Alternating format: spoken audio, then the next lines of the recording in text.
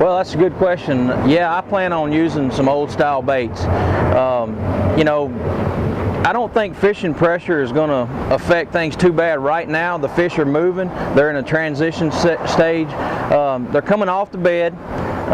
They're starting to move out. Grand's an offshore lake, so I plan on, you know, utilizing crankbaits and jigs. And one thing that a little bit different that I'm going to be using this week is this little spinning rod here. I'm throwing one of the Lou's Prototypes spinning reels, but I plan on throwing little finesse baits a whole lot this week. I know things, they're transition stage, they're moving out, they ought to be really aggressive, but still they're not in that real aggressive mode yet.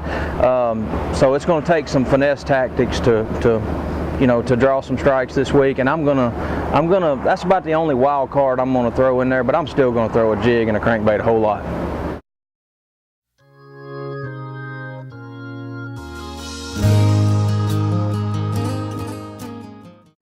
Well, the three baits that I plan on having in my boat this week at Grand are a Strike King Series 5 crankbait, a Strike King 3/4 ounce football jig, and a Strike King shaky head.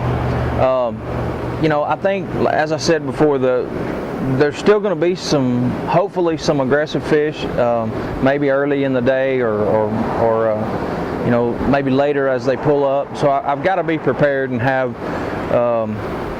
the crankbait and the football jig and things like that. And I'm going to have some other baits as well, but those two is kind of the 1-2 punch for more aggressive fish.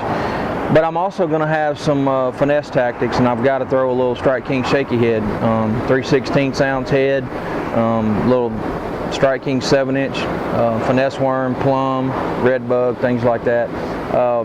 Because seems like after the morning bite, it gets kind of tough, and you just have to really slow down with them and again, add those finesse tactics. So those are the three baits that I plan on attacking Grand Lake with. We may be stepping back and retying 3 more later on in the day, but that's what we're going to start with.